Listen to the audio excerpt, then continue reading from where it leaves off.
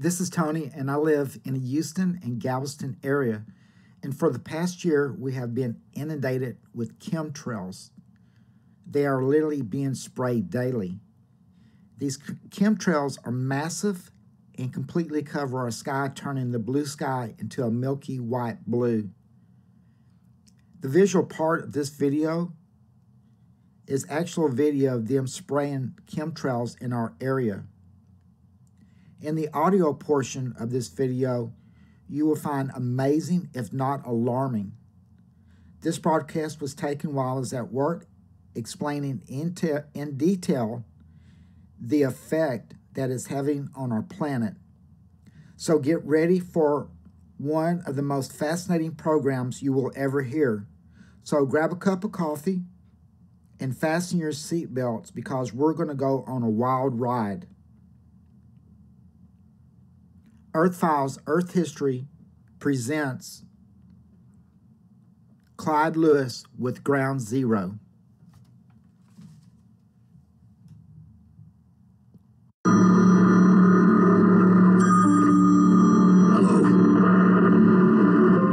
Hello, this is the President. Hello, this is the President of the United States. Who is this? Is it you again? Look behind you. This is my private line. How did you get through? They're everywhere. All the time. We see them every day. But you have to look behind you. There is nothing behind me. How did you get this number? The spaceman told me. What spaceman? It doesn't matter. They're telling you about monsters. Please, you must look behind you. Young lady, there are no monsters in the Oval Office. It's been ignored by the mainstream narrative because they want to control the information about the environment, and they want to blame a number of people, the same old people, fossil fuel people, coal people, and I think that we should somehow dig deeper into this. And while yes, there may be some things that are polluting that we can cut back on, there are things we can do, but we can say that that our waters are tainted, that are pollutants and all that, and toxic chemicals. We can say all we want, but the truth is far more deadly. And water is one way to carry out the coal. Food is another way to carry out the coal. But there's so many dangers to your health right now. And we know that there's something called velvet pogroms that are being suggested. And this goes against everybody. It goes against people who are smoking, drinking, people who do marijuana, people who are obese. All of this overconsumption. There's plenty of propaganda campaign. Plenty of propaganda campaigns against those who wish to have big families. How dare you want to have a big family in times like this? But we did a whole show with Deborah Tavares about the propaganda ploy to get people to stop procreating. And then, of course, we have the elite giving nature that added push to kill off human populations. So, when you see that the FDA is allowing for certain additives and drugs that are classified as poisons to get into the food chain, your chances of survival are pretty low. Your chances of having children, pretty low. Your right to life becomes some hypocritical issue. It gets caught up in silly arguments about abortion and family planning and all. Your right to life is being threatened, and as we speak, we're watching the plan to take away healthy alternatives. We're seeing the harvest going down. And where does it begin? Well, I think the basics need to be had here, okay? Let's talk about the basics here. It begins with the ecosystem. It begins with the smallest areas of the globe, the smallest of creatures right now in the ecosystem are being killed, and the greatest alien threats are manufactured as contagious, non-traceable bacterias, non-treatable bacterias, the forced multiplying of bacteria, the forced multiplying of all kinds of diseases. And what we're seeing too is we're seeing the diminishing of insects, colonies, ants, bees. Remember back in 2009, we talked about the colony collapse, or we talked about the bee collapse. There's been a dramatic loss of bees all over the world, all over the country. In fact, there was an article I read that it was similar to what, from an episode of Black Mirror, saying that they wanted to manufacture bees, robotic bees, in order to get them to pollinate. Now, that's a big deal when you think about it. I mean, it's a form of geoengineering that I think a lot of people think we need, right?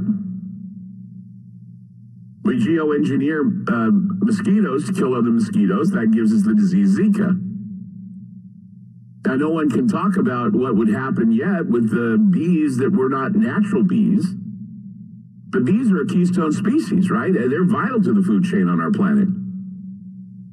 I mean, when you look at the study of many food crops grown in over 200 countries, 75% of crops are pollinated by animals, especially bees. They're pollinated by hummingbirds, okay?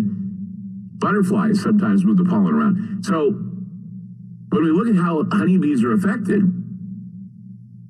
and then we look at bumblebee populations declining, we have the term that was given back in 2009 called colony collapse disorder, or CCD. There have been several theories about the cause of CCDE, and that, CCD, it's called colony collapse disorder. There were mites, cell phone radiation, viruses similar to AIDS, drying out, being exposed to certain type of pesticides. But that's only the tip of the iceberg. It's only the tip of the iceberg. Bees are not the only species to be dying. We're looking at other smaller beings, other smaller creatures that are being trampled upon and killed. And the elite, you know, whatever they do, you know, they usually do things to confuse you and to take your mind off the real reasons why these things happen. So that's why they create, you know, climate change investigations. That's why they have the Paris Accords. That's why they have, you know, 2030 summits. Because, you know, they want to be able to collect certain resources and leave you out of the picture and have you thrown in for good measure into an extinction level event that most certainly is growing, and why we don't see it. You look at mortality rates are higher. Things are going in the direction of, well, everything's dovetailing to where we're seeing ourselves being wiped out. It's kind of like a bomb goes off, and we're seeing the blight and the fall and everything going on slowly. So it's like a slow time atom bomb.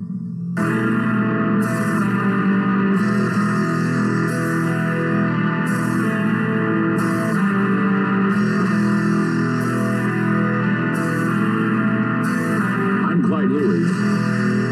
You are listening to Ground Zero.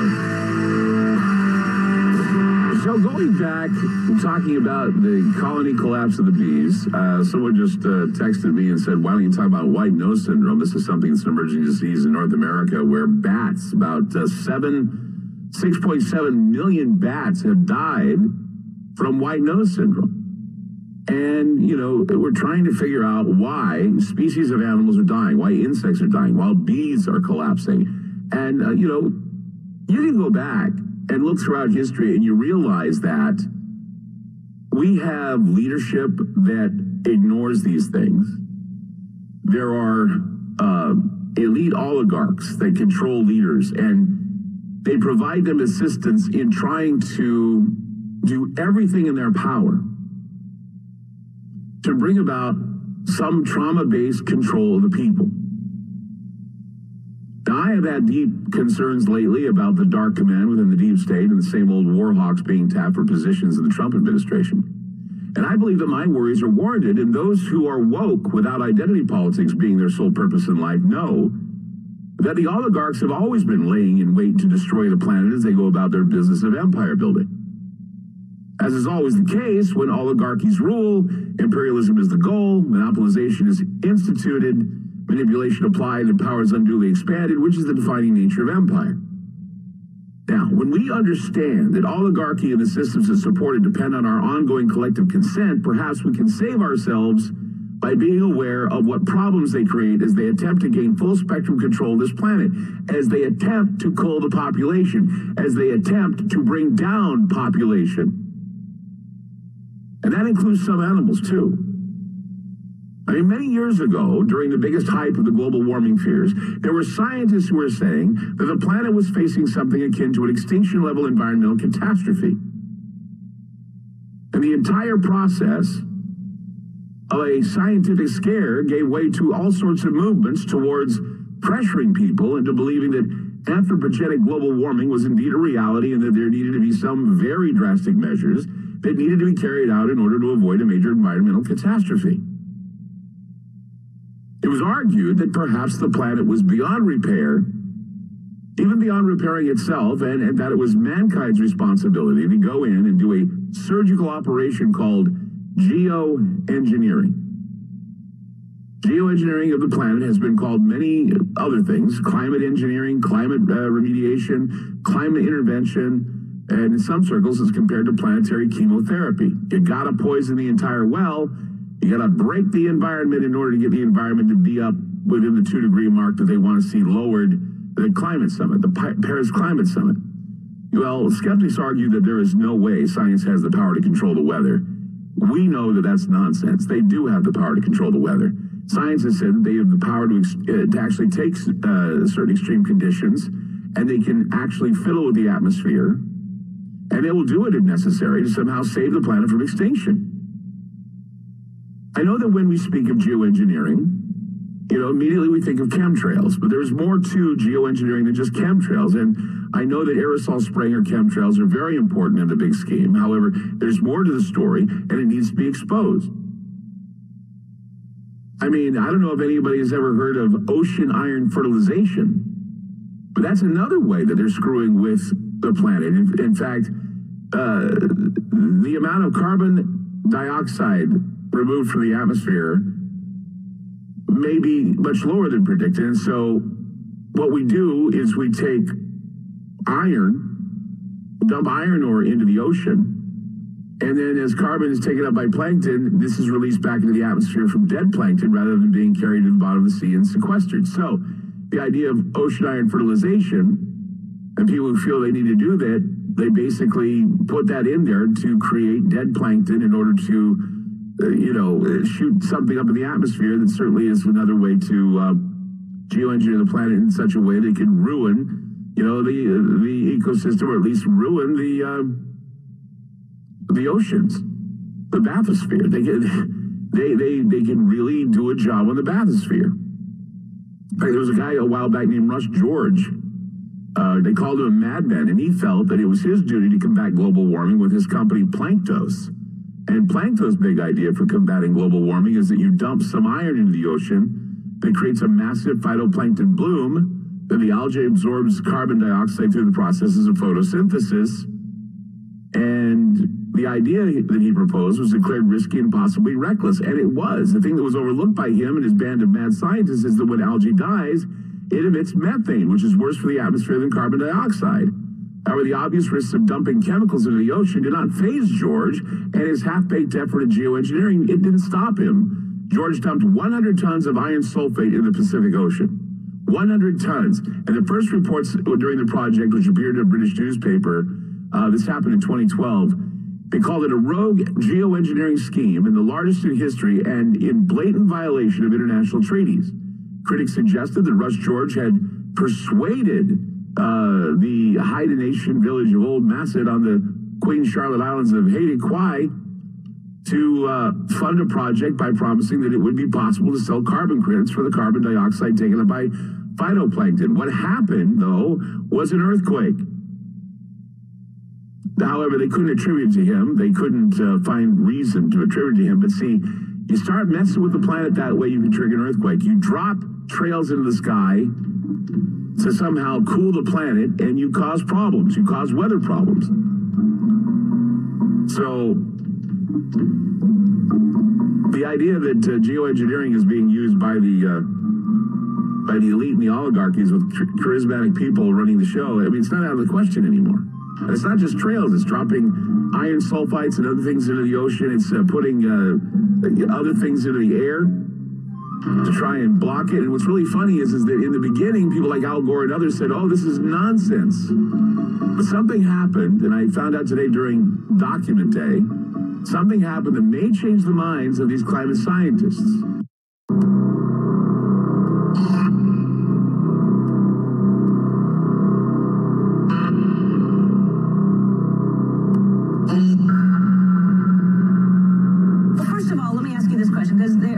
There's a rumor, I don't know if this is true or not, that some scientists are trying to figure out a way to block the sun to try to slow down global warming.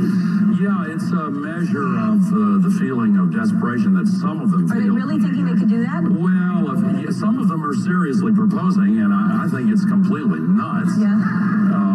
You put another kind of pollution, sulfur dioxide, up to orbit, cover the atmosphere. The sky won't be really blue in the way it is now anymore. Is it clear now, or is it becoming clearer that the best strategy, if you wanted to go to a global scale, would be literally flooding the stratosphere with sulfate particles? We have a huge rainbow. Of course, there's no rain clouds anywhere around. Not even during many decades now. It's just big haze and reality. And it's so beautiful. It's called chemicals in the air. Poison. Who paints the morning sky? Lines in the sky. Brilliant, bright white blue. Strange circles. What chemicals they use, I do not know. Peculiar patterns. I saw grids and grids, planes flying back and forth. For thousands of people I think they're spraying chemicals. across the country and around the world. It's scary. It is very scary. It is a mile-high mystery. It has to be that we don't know. That you need to do the research in order to have strong opinions about what's the right answer. So dumping iron into the ocean to try and geoengineer the planet, that's pretty stupid, right? They call it mad science. Well, scientists get outraged about this stuff. And, in fact, they call this weaponizing geoengineering techniques. However, I don't think they really prosecuted the guy because he could claim plausible deniability. But see, geoengineering techniques may serve as a weapon of mass destruction and could trigger an extinction-level event that over time could have the same effect as an atom bomb, although the blight and decay would happen at a slower rate. 2 days ago, I was reading New York Magazine, and an article about the Paris Climate Accords grabbed my undivided attention. It was not even 2 years ago that the Climate Accords were signed, defining 2 degrees of global warming as a must-meet target. In other words, bringing it down 2 degrees. They wanted to bring it down 2 degrees. That was the target. That was the rallying point for the world. Join us and we will lower the planet's temperature by 2 degrees. We want all the signees, the signatories of our little plan to sign up and help it. Well, President Trump opted out of the climate accords, which prompted believers in global warming to tweet that President Trump has just killed your grandkids.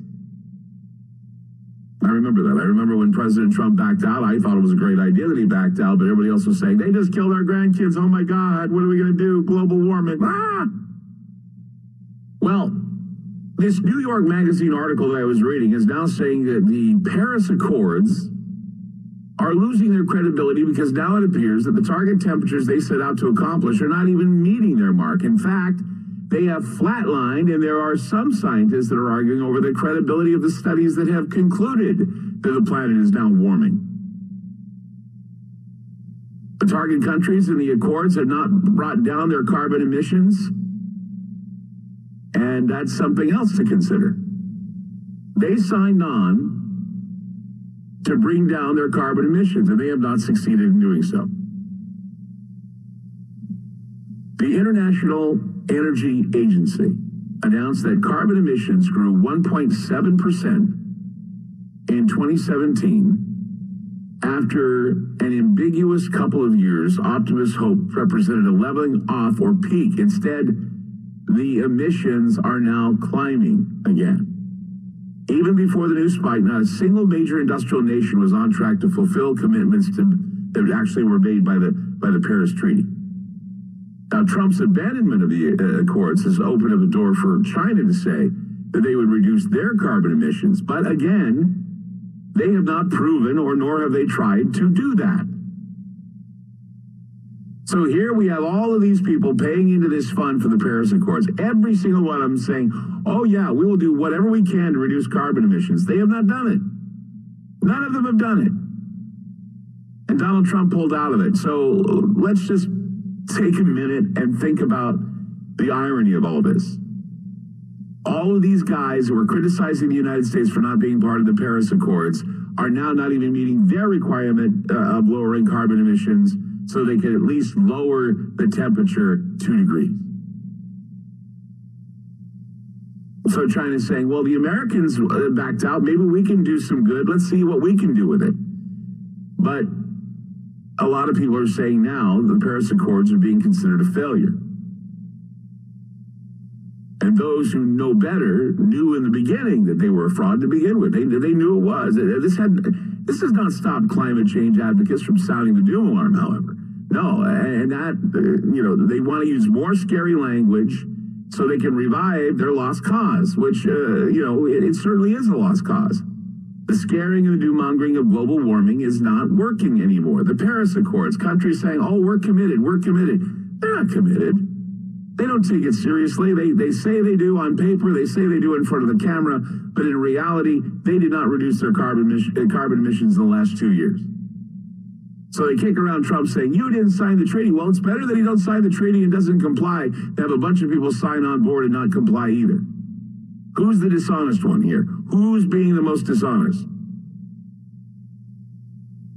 But we still know that there are people out there that believe that in order for us to save the ecosystem, we have to break the ecosystem, and this will definitely lead us to extinction. No doubt. And here's the clincher. What was once ignored by climate science believers, what was once dismissed by climate science believers as a hoax, as outrageous, it is now being considered as a viable way to bring down the global temperatures. And what I'm talking about, again, is the aerosol injections, the stratospheric aerosol injections that John Brennan, former CIA, talked about at the CFR, the Council on Foreign Relations. So now we have climate madmen that believe that they basically believe in the idea that geoengineering is going to save us and that aerosol injections will solve the problems of a planet that they fear is heating up. See, it isn't enough to say, oh, by the way, we leveled off and that carbon emissions are up. You should do something about it. Now they're saying, well, we haven't seen anything go down, nor have they seen anything go up, but they haven't seen anything go down, and so they want to see something go down. And now they're considering the idea of laying down chemtrails in order to change the planet's heating and cooling. Remember, just a few years ago, climate change believers did not want even to talk about the geoengineering, quote, solution, end quote. And of course, now they're thinking that this should be implemented. They want to encourage the polluting of our skies with aerosolized sulfites in order to bring planet temperatures down to 2 degrees. Do you think that's good? Do you think it's good to give the skies a little chemotherapy? Do you think that's good? I mean, we've already got the trails. I mean, we've already examined the trails. We already know what's in the trails. Aluminum, strontium, and other barium. A number of things are in those trails that are making people sick. We know what the trails are used for. They're either used to evade radar, or they're used in other ways. They're used to steer storms. They're used to create storms. They're used in ionospheric heating exercises with HAARP. And they want to use them to bring down the global temperature.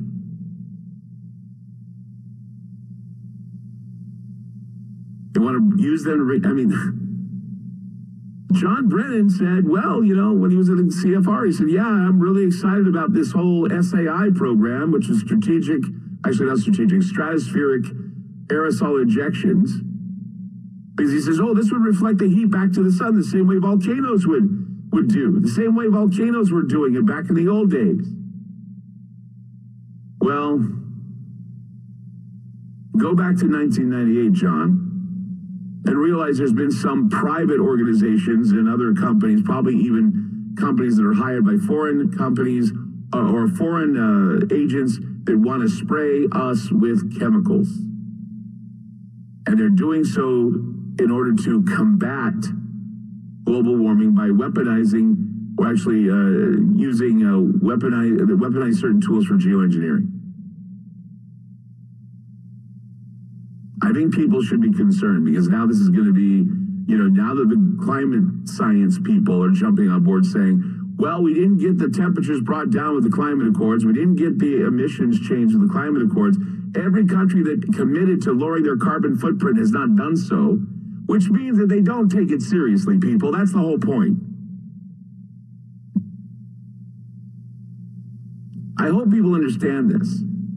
I don't care if a guy wearing a lab coat right now is throwing down his clipboard. I'm going to tell you right now, lab coat guy. I'm going to tell you right now, phantom expert technocratic boob. I'm going to tell you right now, you could throw down your damn clipboard when I tell you that global climate science is falling apart. No government is taking it seriously. The only governments that are taking it seriously are the ones that are going to benefit from us paying out money to them because of carbon misdeeds and sins against our little, your little clique.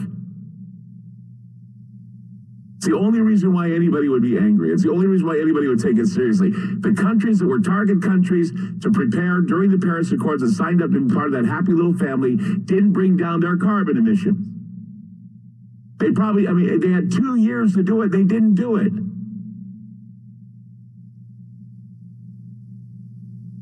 And then they blackmailed the United States to pay money into the Paris Accords with 2 hurricanes. Having one slam into Texas and then detouring another one. Oh, and detouring a third if you count Jose.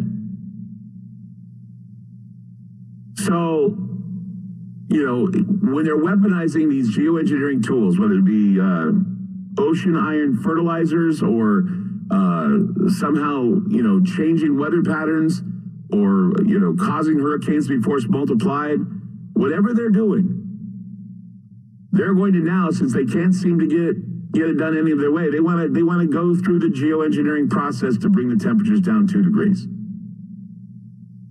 So they want to put sulfites into the air. They want to put, you know, they want to put chemicals in the air, polluting the air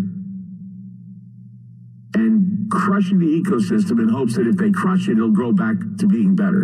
And I can see their point because we're living, you know, on a planet that's very complex, and when things are destroyed, it comes back better. Sometimes, though, I don't think it happens the way they plan it.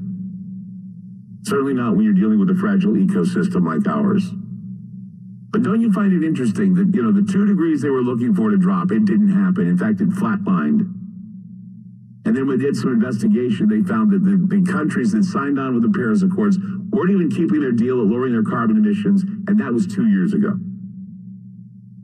Which means they don't take it seriously, people. They don't believe in global warming. They don't believe in climate change. They don't believe in any of it. It's all a big show to appease those that are throwing temper tantrums if you're not throwing money their way. And now they're even considering destroying the planet even more with chemical weaponized geoengineering. And I'm like shaking my head going, whoa, what's going on here? You guys didn't even want to consider the idea of using these weaponized tools to bring down the temperatures. But now you're all for it. What's the problem here? What's wrong with you people? Merlin, hello, you're on Ground Zero. What is that? Merlin? Okay, let's put Merlin on hold. Yeah, there you are. Go ahead. You're on the air. Hey, Clyde. We've been geoengineering salmon, which are a very important part to the entire food chain for a lot of years out here in the gorge. I don't know if you've ever tasted the difference between a hatchery fish and a native fish, but it's 2 different things altogether. Who knows what are in those hatchery fish?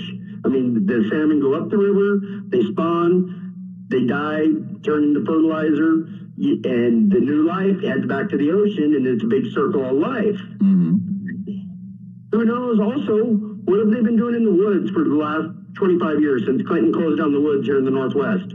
We have no idea what they did in the woods. Well, we know what the fires. We know what the fires, because we know that the reason why the fires had burned hotter this time around was because of aluminum that has fallen from the skies due to the chemtrails, due to the weaponizing of geoengineering, which is going on right now, and how it's destroying the planet. I mean, yeah, we can look at the fish and say the fish have been, we can say that something's wrong with the fish. Of course something's wrong with the fish. But we also have on a massive scale, not just in the gorge, but elsewhere, on a massive scale, we got massive fish dies in the ocean. We have starfish decline, colony collapse. And in southeastern Oregon, which I haven't gotten to yet, but I will, southeastern Oregon is now reporting that the insects, the hummingbirds, the pollinators, the vultures, and the swallows have not arrived yet in southeastern Oregon, and they're supposed to be there in February. Oh my! Here's another point. In 1996, we had a major flood here in the gorge area in Portland. It was a pretty big event. Well, that same time period, the American bald eagle population was at an all-time low in the gorge. After that flood, right, the bald eagle population made a huge comeback, and now today there's maybe 10 times, 20 times as many bald eagles that there was. And I talked to Lars about this when down in the Klamath Basin, the natives had rights to the water, and they wanted to let it flood.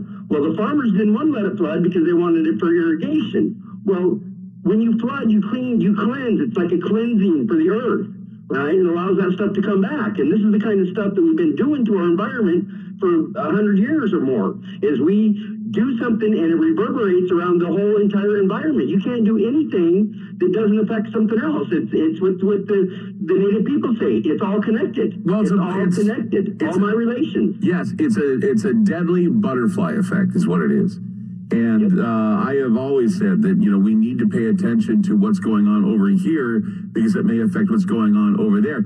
Even when John Brennan talked about the SAI programs, the stratospheric aerosol injection programs, he said, much to the dismay of other countries that may feel the effects of it later, we still feel it's a viable way to bring down the planet, bring the cooling to the planet.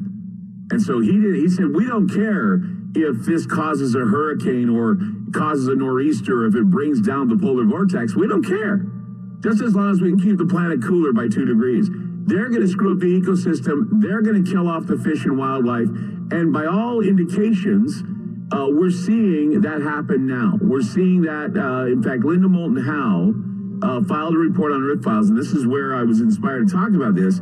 She filed an Earth Files report saying that many people in Southeast Oregon are saying the bird population is gone, the hummingbird population is gone, some insects are gone, and the pollinators have not arrived to start pollinating the plants. So they're worried that there may be something big going on, perhaps even an earthquake event or something that is scaring the birds away. They were saying even the vultures haven't even come to Rogue Oregon, and they usually show up around February. So, whatever you think this is, it says a lot. And not only that, but they're having attacks now. Hawks in Connecticut and in the Fells in Massachusetts are now attacking human beings. And no one knows why. The hawks and owls are now attacking human beings, and no one knows why. The behavioral aspects of these animals, the birds and the fish and the wildlife, this is an indication that something is happening. Something really bad is happening. And I think it has a lot to do with weaponized geoengineering. Now, the last hour, I was talking about weaponizing geoengineering. And we already know that it's weaponized. We already know that what we have is we have a group of oligarchs that they have imperialism as their goal. They're building empire. That's why we have people like John Bolton and others being put into the White House. And so what we have is a monopolization that is instituted, manipulation applied, powers unduly expanded. This is how you define an empire. And full spectrum control is something that they're striving for. And that would include a chip society. That would include everything chipped. That would include everything monitored. And you have to understand how oligarchy systems depend on your consent. You give them the opportunity and they'll take from you and not give you anything in return. And so tonight I want to say that, maybe we can think and maybe we can save ourselves by being aware of what problems the elite are creating as they attempt to gain full spectrum control of this planet. Now let's go back a few years. I think we could go back to safely to 2014.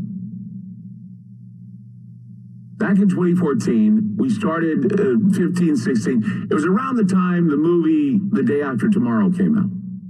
The movie was about catastrophe. We already had one film called 2012 that's about catastrophe. Then they created another film. Maybe that film came out. I'm trying to figure out what year the film Day After Tomorrow came out. I don't know if it was like 2015, 2016, or 2006. Because, like I say, things just... 2004. Oh, okay. So it came out in 2004. That's wow. Seemed like it was just a little while ago that movie came out. So 2004, The Day After Tomorrow came out, a disaster movie about the global coming, the global superstorm. And around the same time, we saw the movie Inconvenient Truth, right? And that movie was Al Gore's film about global warming. So, there we have, because that happened. It was 2004, A Day After Tomorrow, and then comes The Inconvenient Truth of 2006. And so in that time, we were seeing the heyday, or at least everything was fresh in everyone's mind about global warming fears. And there were scientists who were saying that the planet was facing something akin to an extinction-level environmental catastrophe. Even Jimmy Carter 30 years ago said the same thing. So the entire process of a scientific scare gave way to all sorts of movements towards pressuring people into believing that anthropogenic global warming was indeed a reality and that there needed to be some very drastic measures that needed to be carried out in order to avoid a major environmental catastrophe.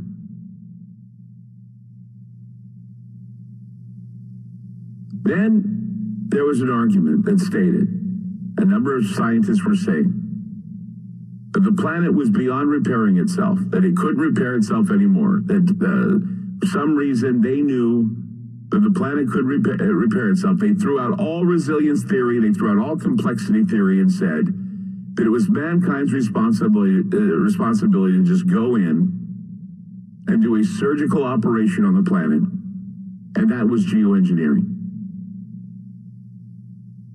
Now, depending on who you ask, geoengineering can be called climate engineering, climate remediation, climate intervention, planetary chemotherapy. I've heard some people call it that. And so, while you have a lot of skeptics out there that say that there is no way science has the power to control the weather, has no way they have the chance to bring down the temperatures or rise the temperatures, science has said time and time and again that they have the power in extreme conditions to alter the atmosphere and will do it if necessary, if they feel that doing so would save the planet from extinction.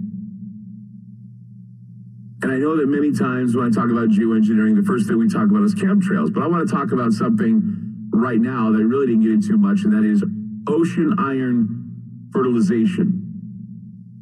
And what that is, and what we look at here, is the amount of carbon dioxide removed from the atmosphere may be much lower than predicted, and as carbon taken up by the plankton can be released back into the atmosphere from dead plankton rather than being carried to the bottom of the sea and sequestered. That's what iron fertilization does. A guy by the name of Russ George was a mad scientist who felt that it was his duty to combat global warming with his company Planktos. Now, Planktos' big idea for combating global warming is that if you dump some iron into the ocean, it creates a massive phytoplankton bloom, and then the algae absorbs carbon dioxide through the process of photosynthesis. The idea that he proposed was declared risky and possibly reckless, and the thing that was overlooked by him and his band of mad scientists is that when algae dies, it emits methane, which is worse for the atmosphere than carbon dioxide. However, the obvious risks of dumping chemicals into the ocean did not faze Rush George, not in the least. So, George dumped 100 tons of iron sulfate into the Pacific Ocean. Now, first reports about the project appeared in the British magazine The Guardian on the 15th of October 2012. And the story presented itself as a rogue geoengineering scheme, the largest in history, they say. It was a blatant violation of international treaties. Critics suggested that Rush George had persuaded the villages in that area, in the Queen Charlotte Islands, to fund the project by promising that it would be possible to sell carbon credits for the carbon dioxide taken up by the phytoplankton. So you think Bitcoin is a lofty goal, right? But what about carbon credits? I got these carbon credits, they're worth something. You want to buy them? I mean, I just get so worked up about how people don't understand Bitcoin, but they know exactly what carbon credits are. And I am not in one. I think the only person that's made money off carbon credits is Al Gore. So, Rush George was investigated for misrepresenting his intentions and violating a moratorium on climate modification geoengineering efforts. Andrew Parker of the Belfer Center at Harvard's Kennedy School of Government told the New York Times that Rush George's actions had apparently violated an international convention on ocean dumping and a UN convention on ocean fertilization for geoengineering purposes, along with other voluntary principles on geoengineering developed at Oxford. Of course, George says, well, he copped the plausible deniability by once again claiming that he wasn't geoengineering at all. He was just trying to help the indigenous people there who live in the region to reinvigorate their salmon fishing by increasing the fish's food supply. Well, scientists, of course, were outraged about mad science. They talked about, well, the Environmental Modification Convention said, this is weaponizing, this is taking geoengineering and weaponizing it, and we will not tolerate the weaponization of geoengineering. Well, we know that geoengineering has already been weaponized with the chemtrails because we know that it could serve as a weapon of mass destruction and could trigger an extinction level event that over time could have the same effect as an atom bomb, although the blight and decay would happen at a slower rate. So yes, we drop a geoengineering bomb on everybody and then we slowly start seeing things fall apart. Slowly. Those who know better knew that this Paris Accord thing was a fraud to begin with. It has not stopped climate change advocates, though, from becoming, once again, doomsayers and using the scary language. Everything nature does is just the sum of chemistry, biology, and physics. It's completely amoral. It doesn't care about politics or climate summits or whether or not you're a global warming denier. You can't negotiate with nature, and you can't spin it, and you can't evade its rules. However, now we know that there are those who believe that in order to save the ecosystem, they have to break the ecosystem, and this is going to lead us into extinction. Someone needs to stop these crazy people. What was once ignored by climate scientists and climate change enthusiasts, they wouldn't even give the time of day to geoengineering. Now they're considering it because they're so desperate to bring the temperatures down they say are rising up right now. I remember just a few years ago that the climate change believers did not want to even talk about the geoengineering solution. And of course, now they're thinking that this should be implemented. They want to encourage the polluting of our skies, the weaponization of geoengineering, with aerosolized sulfites in order to bring the planet temperatures down 2 degrees. And remember, as former CIA Director John Brennan once noted during a Council on Foreign Relations meeting, he said that stratospheric aerosol injections would reflect the heat back to the sun in the same way volcanoes do. Many people have already noticed that these programs have been underway as chemical spraying from unknown planes has increased since 1998. anyone concerned by the idea that people might try to combat global warming by injecting tons of sulfate aerosols into the Earth's atmosphere, they want to pick up a number of things to read. They may want to buy my book. And I admonish you to buy the book that I've written called Geoengineering the Apocalypse, Chemtrails, and the Truth About Climate Change. Because everything in that book right now had foretold this happening. Everything in that book indicates that, you know, the way it's going is the way I saw it going. I knew it was happening. The weaponization of aerosols and using them for stratospheric experiments is going to create mass death. Because I was looking through some documents today, some notes today, some things that I use for study. I mean, Janine gave me a Popular Science magazine to look at today, and some things in that struck me as interesting. I may talk about later this week, but the whole point was some of the things that hit home with me was something I found in the journal Geology. And what it had to say, I thought, was very important for the listeners. And because of what I've been seeing happening in the news, I've been seeing animals acting peculiar, birds falling out of the sky, mass fish deaths, bird attacks. Hawks have been attacking people in Connecticut. Owls, an owl attacked a kid in the Fells in Massachusetts. In southeastern Oregon, they're saying that the birds that usually come in February haven't showed up yet. That the hummingbirds haven't showed up. The swallows haven't showed up. The buzzards have not even appeared in Rogue, Oregon. The vultures. And they're worried that something is going to happen there of a seismic nature. Linda Moulton Howe filed this in Earth Files. And she's been talking about this on her website. That something is going down. Something is wrong with the animals. Something is wrong with the birds flying out of the sky, the fish die-offs.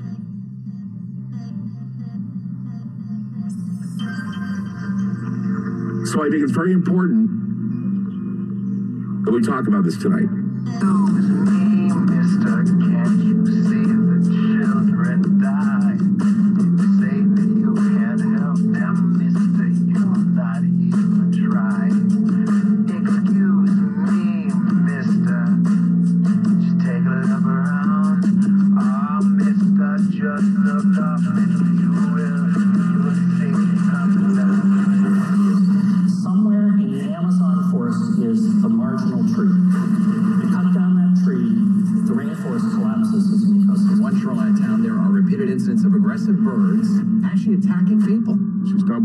She stumbled, she saw a shadow on the street, and she looked up and she saw the hawk just take off above her. So it was pretty serious. She had claw marks in the back of her head, the back of her neck. It actually is fairly uncommon behavior for most species of hawks. Most of them, they don't bother. The Earth has continued in the 83 million years fine, but they do know that birds especially and marine animals, they may suffer. And will we see the suffering? I asked one geophysicist, could birds literally fall out of the sky? And he said, well, no one really knows. When they first talked about geoengineering, the climate people said, that's out of the question.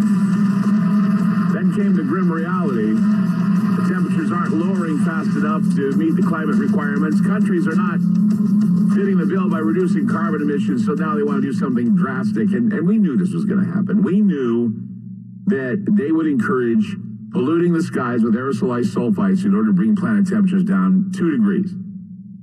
If you remember what former CIA Director John Brennan once said during a Council on Foreign Relations meeting, he said that he was very excited at the prospect of what is called stratospheric aerosol injections that would reflect the heat back to the sun in the same way volcanoes do.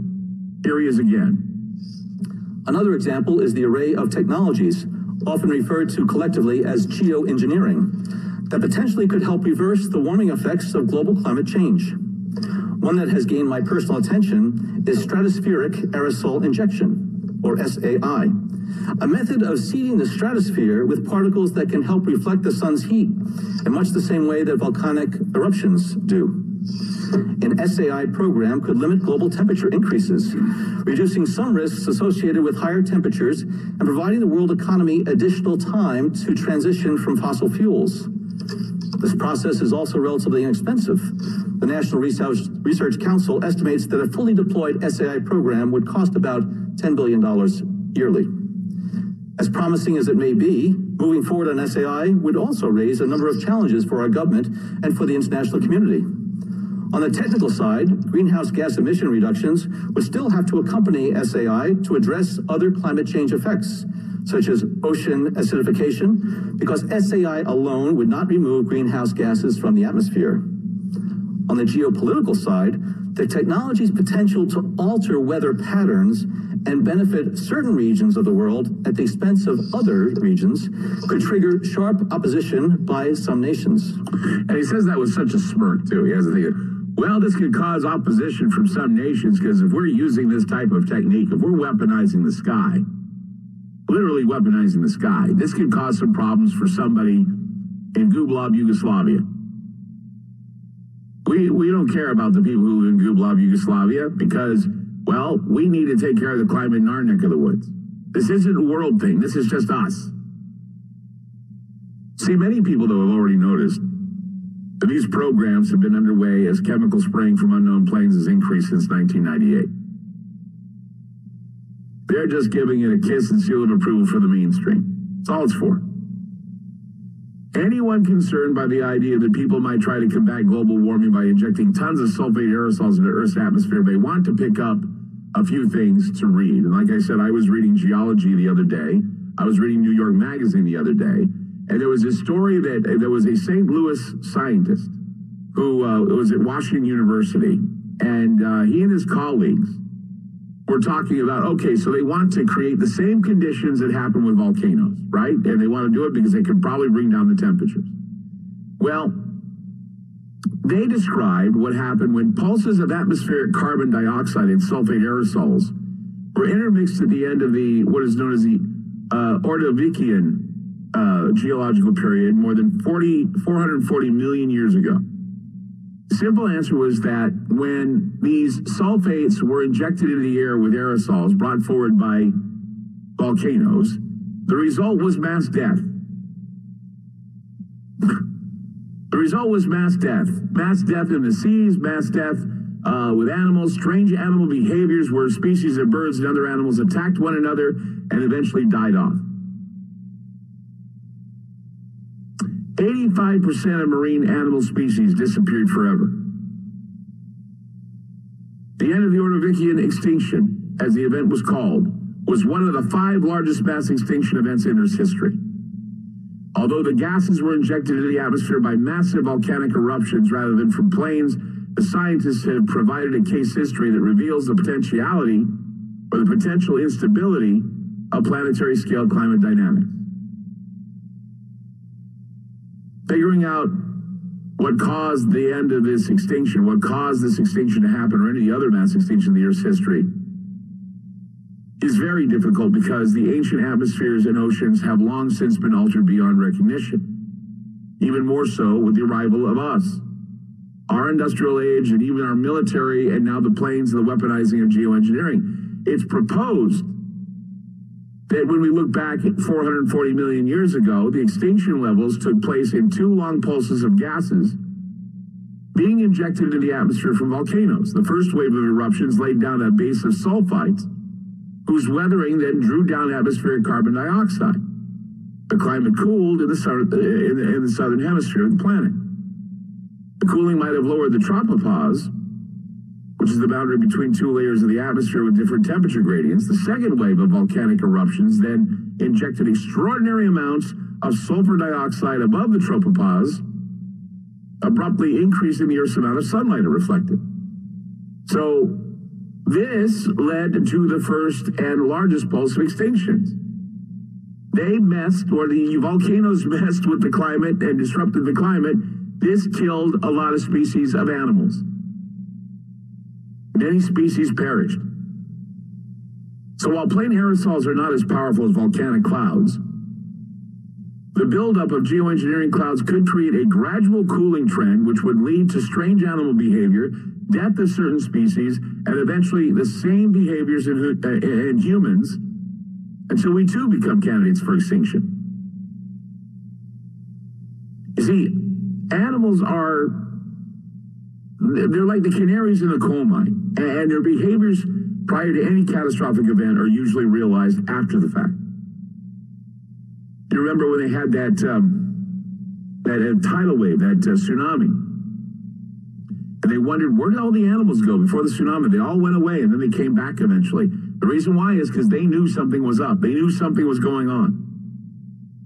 So why now are we seeing birds attacking people, like the owl that attacked the young boy in Massachusetts, and the hawk attacks that are happening in Connecticut?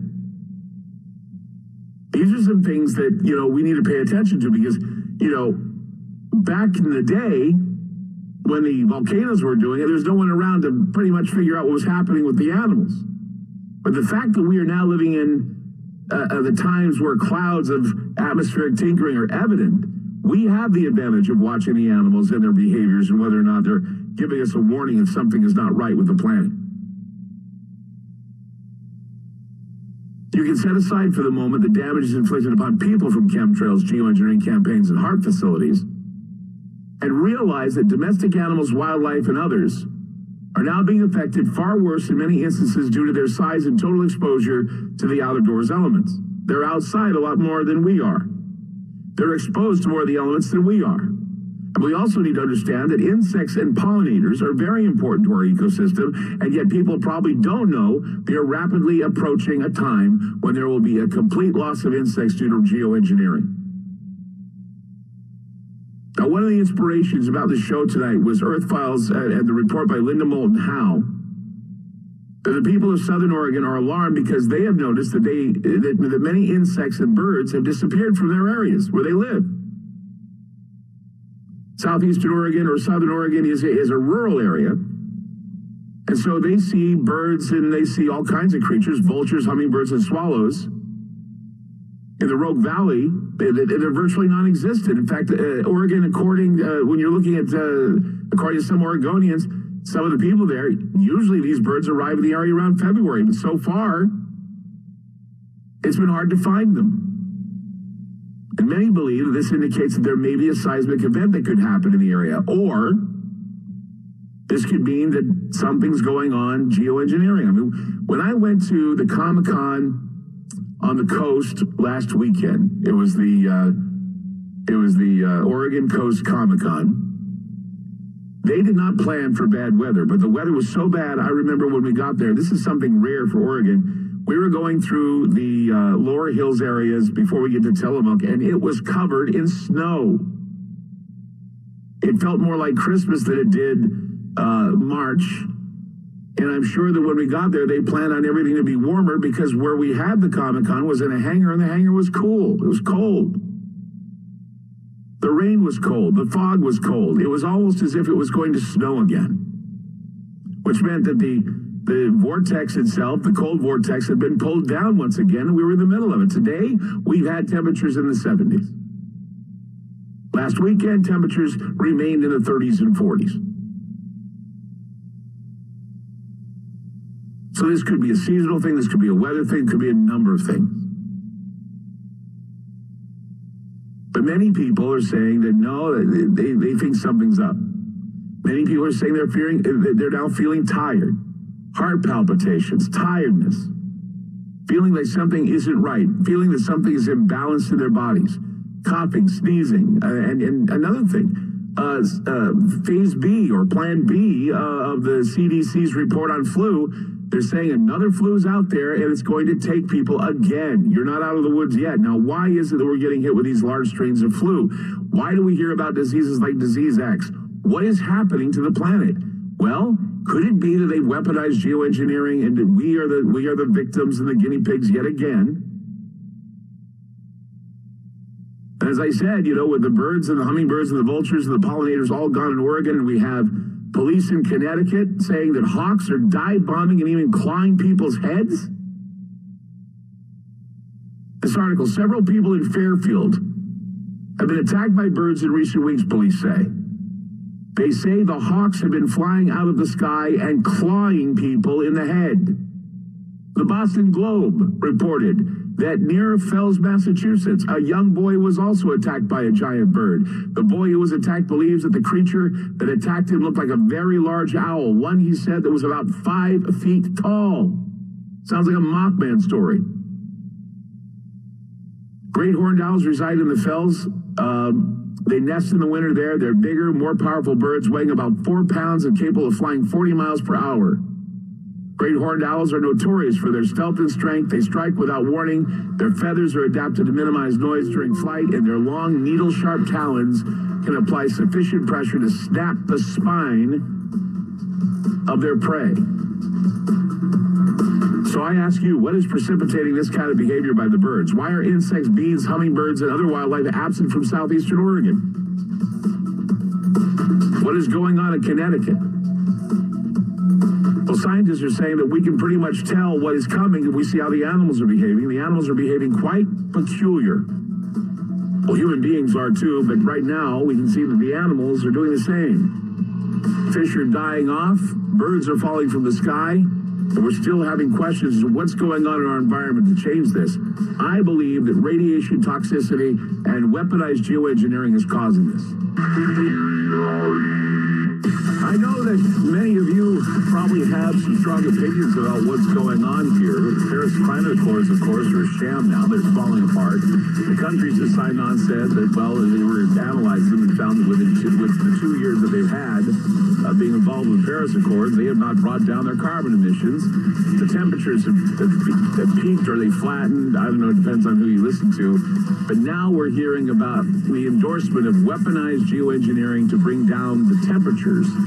And now we're hearing of weird animal behaviors. Animals aren't just showing up in southeastern Oregon. We have animals attacking people, birds attacking people in Connecticut and in Massachusetts. Some strange behaviors here. I mean, and they want to put more sulfites in the air. And the last time, 440 million years ago, that we were covering the planet with sulfites, animals were attacking each other and dying, and species of fish and wildlife, many of them went extinct. And they're already telling us we're an extinction level event coming, and they want to, I guess, move it forward a lot quicker. Let's go to Cheryl in Oregon. Hi, Cheryl, you're on Ground Zero. Hi. Hey. I heard you mention sulfur, and I wanted to share with you its current lab values. We're running right now at about 1,700 parts per million on sulfur.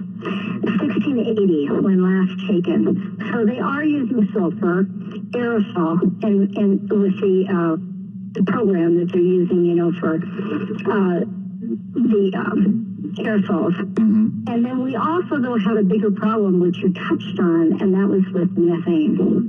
And Dane Whittington recently brought this up. We have... You there? Oh, yeah, I thought you hung up on me. I'm hearing, no, I did not hang up on you. Else. Go ahead, no. 52,000 miles of Canadian permafrost and total meltdown right now, capable of producing 6,000 gigatons of methane. Oh yeah, we were talking about how if they continue to keep pulling the polar vortex into the Midwest, which of course the Northeast had suffered 4 hurricane-type storms. They will prolong the thawing. They'll prolong the thawing of the North Pole. The ice caps in the north will melt because they will prolong it because summer is coming and they melt anyway. But they gave it an extra long moment of melting. That yes, it will release methane, which is something that well certainly is more toxic than carbon. Yes, exactly. And not only that, but they'll be releasing diseases in the atmosphere that we don't have any cures for.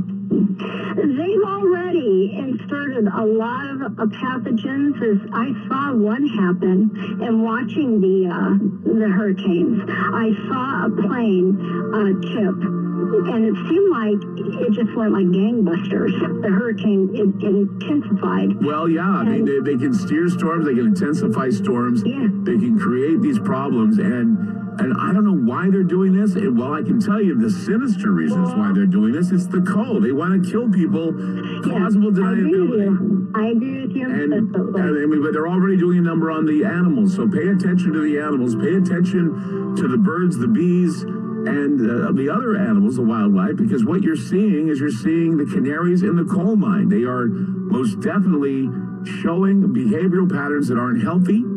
And when they do this, when they're attacking humans, they're attacking others. I mean, we've been having some problems with our cats. I don't know if people are having a problem with their cats or their dogs, but there seems to be this excitement that they're having. Something is bothering them. And many people worry it's seismic. I think it's a lot deeper than that.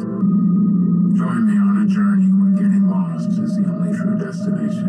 Where the past, present, and future all coexist in the same timeline. Where happiness is an illusion. This is the future we are in right now. Where our phones are the first things that we touch when we wake up. The last thing we touch before falling asleep. Radiant, seductive screens we so lovingly, endlessly gaze upon. Much like you're doing right now. Welcome to a future where our true reflection is only revealed once the screen goes dark. Welcome to the darkness. I hope you find it. So are the climate science people saying now that they want to give in and say, yes, we want to see the geoengineering programs go underway so that we can bring down the temperatures? After all, from what I read in New York Magazine, the Paris Accords have failed. All the countries that have signed on to be a part of the Paris Accords have not kept their word. They did not bring down greenhouse gases nor carbon emissions. All of them that were on board haven't done it. China says they're doing it, but it's all rhetoric on their part. Donald Trump pulled out of the Accords, and people said that it was akin to killing your grandkids. But he knew that the other countries weren't going to participate. Why? Because they see it as a farce. If the countries truly believe that we're heading for doomsday,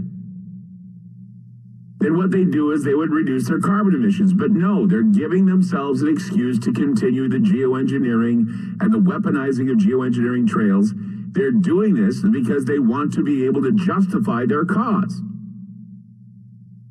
The International Energy Agency announced that carbon emissions grew 1.7% in 2017. After an ambiguous couple of years, optimists hoped that it represented a leveling off or peak, but instead it's climbing again. And the countries who were supposed to be on board with the Paris Accords, they're not keeping their word. They haven't lowered carbon emissions, and the United States pulled out, and I think it just shows that we were smart for doing so. Because believe you me, if we didn't reduce our carbon emissions, we would have had hell to pay. They would have been saying to us, you're supposed to be an example and you're not following through on your example. Donald Trump is trying to kill your children. He's trying to kill your grandkids. They do that all the time. It's political blackmail. Today we're hearing from militant environmentalists, the climate change believers, all of them, that this industrialization has put this environmental predicament on all of us, and we're the ones to blame for it. And so if there are abuses of industry, we've seen them make a little bit of an effect on the planet. And our responsibility for healthy creation has also been neglected. We have been told, no, you're not going to bring anything into this world. You shouldn't. You should keep this world from growing in population. So what are we going to do? Since the population is out of control, we're going to reduce the population. And we have a goal. We want to reduce population by the year 2030. It's all about might makes right. It's all about dominion. It's all about oligarchy and empire building. We forget that the elites, if they want to push their dominion issues, or they want to say they dominate, and even though we have animals that are ours to eat and plants that are for our own consumption, tinkering with the weather and putting things in the atmosphere, that's going to screw everything up. That would be a monkey wrench thrown into our evolution. It would throw a monkey wrench in our biodiversity. Biodiversity is a topic that is far more important to the planet than any other kind of racial diversity or whatever. The scientists, analysts, all published in open access journals, and I picked up an article from Geology the other day, and this is what we're finding here. Decades worth of warnings about a rapid loss of global biodiversity. Many experts saying that the loss has risen in the scale during the 5 previous global extinction level events. The most recent occurred 65 million years ago. That's when the dinosaurs died off. And while they're saying, well, we want to create the same conditions that are created after a volcano, if you go back 446 million years ago, volcanoes were going off like mad. And what did it do? It was mass death for the oceans, mass death for the wildlife, if there was any to be had. Plenty of figures that are showing that something is amiss, something has gone wrong. What has gone wrong? That, well, I mean, you can say that it's climate change if you wish. But for years, scientists have warned us that the Earth is entering its 6th mass extinction. And what this tells us is that what this is an era where 3/4 of all species will die off with only a few centuries. Now, many people say, well, that's a few centuries, Clyde. Why do I worry? Well, that's pretty terrifying when you think about it, because when you look at what the recent findings are showing, if you look at what has been published in Proceedings of the National Academy of Sciences, they don't pussyfoot around. They're telling you biological annihilation. According to the study, which was conducted by Gerardo Ceballos, an ecology professor at the Universidad Nacional Autónoma de Mexico, hundreds of species, they say, are disappearing at a faster than expected rate. Researchers are now indicating that numerous species around the world are experiencing an extremely high degree of population decay. Findings from the study support this. For instance, nearly 1/3 of the 27,600 land-based animals or mammals, bird, amphibian, and reptile species, they're all shrinking in terms of territorial range and by their numbers. Scientists have already established that 50% of the Earth's wildlife has been wiped out in the last 40 years alone, but no one really comprehended the extent to which the numbers have been declining. And yet now they're saying, yes, let's put more money into large-scale human engineering of the Earth's climate. Because if we do give the skies a little bit of chemotherapy, we can reduce catastrophic global warming. But the thing is, they don't tell you about how ineffective it is and how it would have severe side effects on the planet, which would mean killing off plant life, killing off animal life. I mean, I don't even think they know what they're doing. I don't even think they care about what they're doing.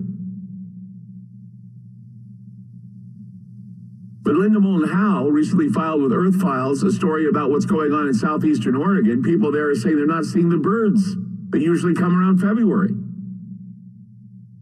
The birds, the pollinators, the hummingbirds, some insects, vultures, swallows.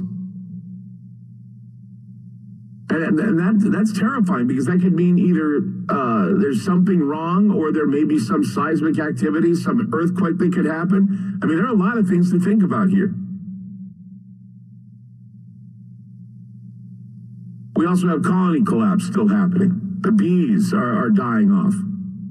And I think, I can't remember what store chain it was, but they wanted to create artificial pollinators.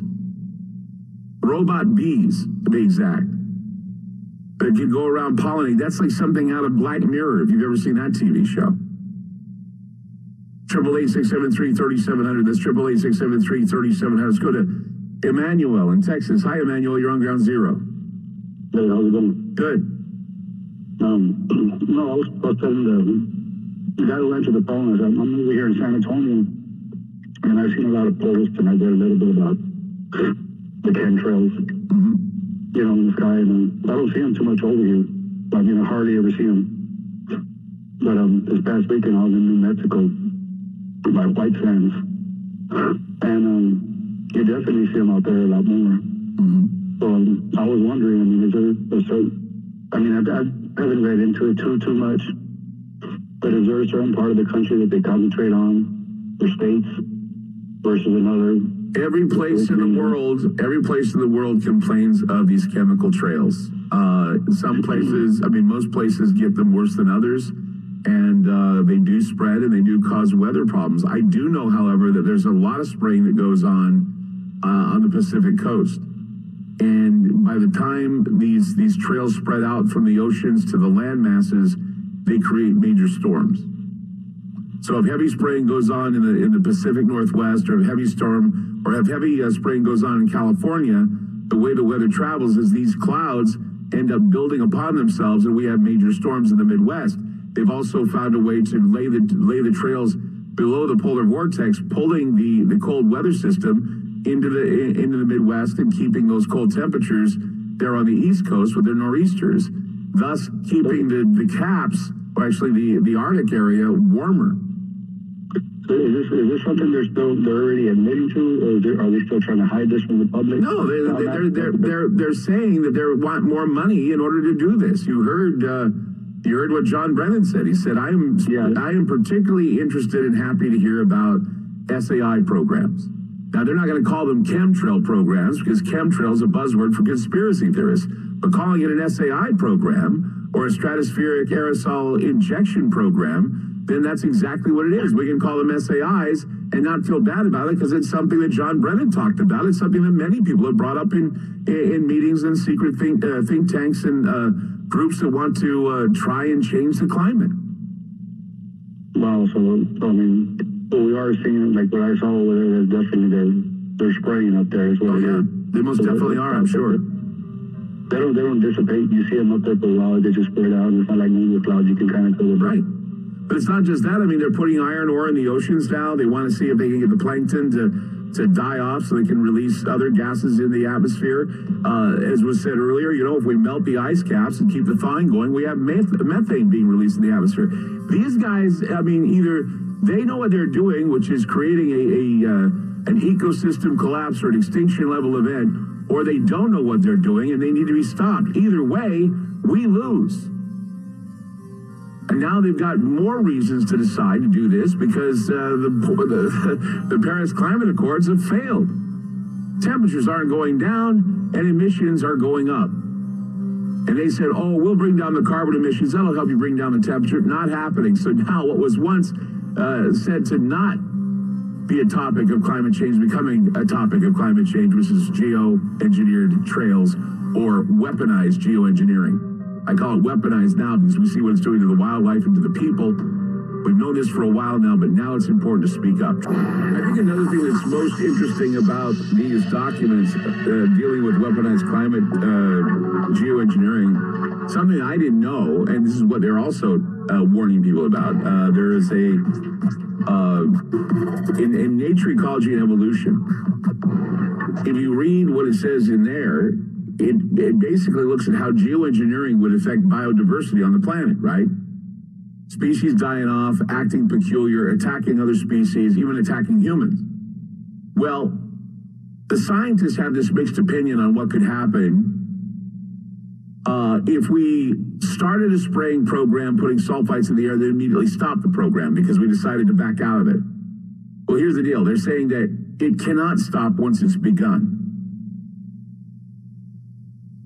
Because if we abruptly shut down spraying of trails or spraying of aerosols, it could throw the climate into a calamity. It could throw it in a different direction. It can destroy the ecosystem and bring down the tropopause. It can bring down all kinds of weather hell on people. And so that explains a lot, doesn't it? That if you have heavy spraying one day and abrupt no spraying the other day, you can bet that a big storm or bigger storms are going to be coming down, and we'll see weird behaviors of the animals. It says that if we started geoengineering and altered the climate and then abruptly stopped the consequences would be much worse than if we had never begun it to begin with.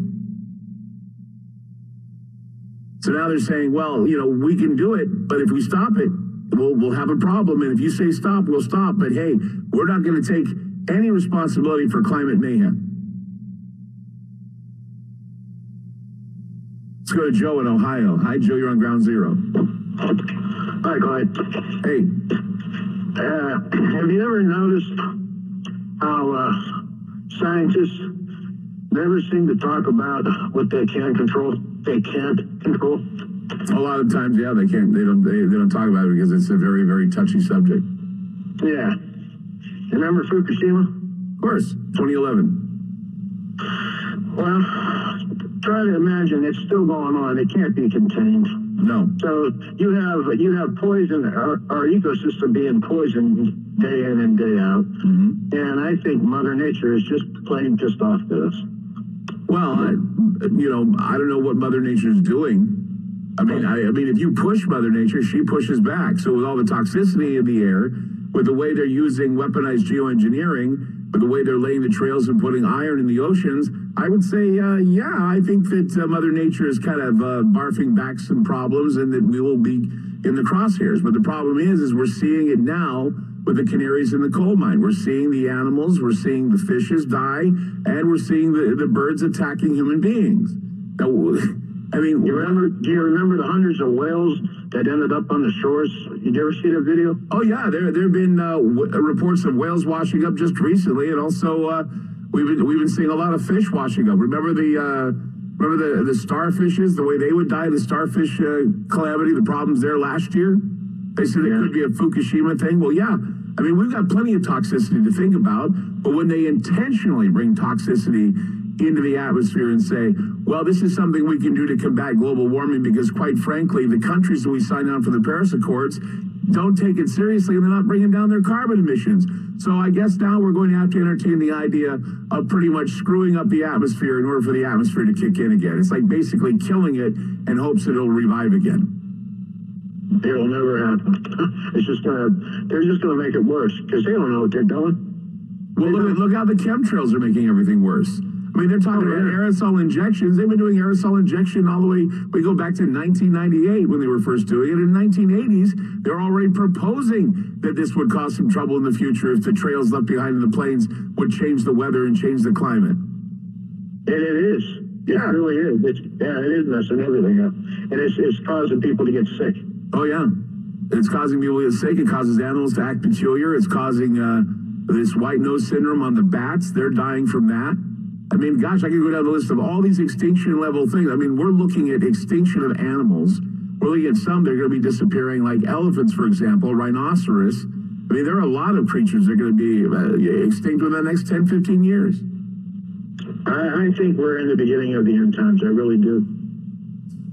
Well, I guess if you look at it from the standpoint that, yes, the planet's going to shut down and we're going to be shaken off of it, then yes, if you believe in the biblical end times, I mean, there are a lot of things that ideologically and spiritually are driving people to the idea that maybe this is the countdown and that we need to be prepared for it. SAI, stratospheric aerosol injection. Yeah, say that to somebody and they'll say, what's that? Oh, it's chemtrails. Well, that's a hoax. No, SAI is the term they give it. Stratospheric aerosol injection. And that is what they're talking about. And they're talking about how this type of stuff is now something that is being preferable because everybody is not participating in bringing down their carbon emissions.